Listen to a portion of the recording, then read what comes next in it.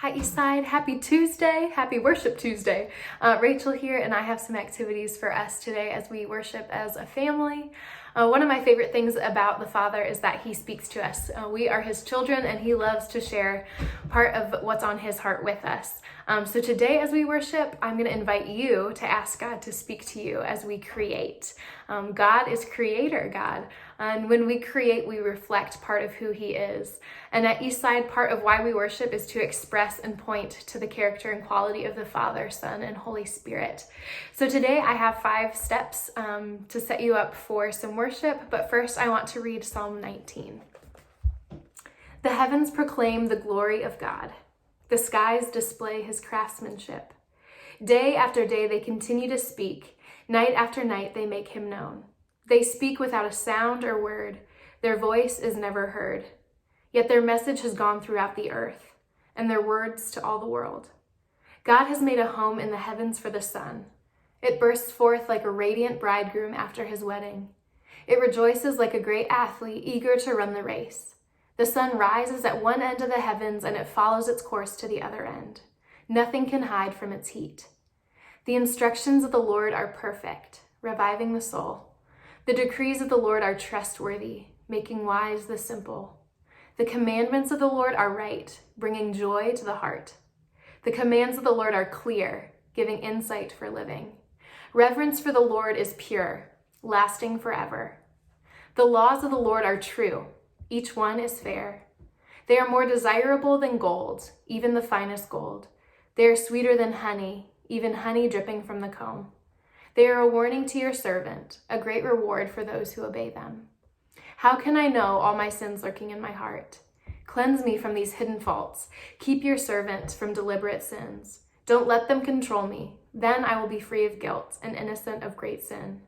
May the words of my mouth and the meditation of my heart be pleasing to you, O Lord, my rock and my redeemer. I love the beginning of that passage where it talks about the heavens proclaiming the glory of God and the skies displaying His craftsmanship. We get to see little pieces of the Father through creation, both in nature and in us, and it is just beautiful. And as His creation, we reflect and bear His image, and we also have the ability to create. Today, we're going to create visual art. Creating takes form in different ways. It can be music, it can be food, it can be creating a space, but we're going to take time to create a picture today. So first, I want you to take a minute and pray. Ask the Father what He wants for you, and then, 2, take time to listen. The Holy Spirit is speaking, and He's at work in you. Remember that there's no junior Holy Spirit, so whether you're 3 years old or 75, you can hear from the Lord. So take time to listen to hear what He has to say to you. And then 3, grab a piece of paper.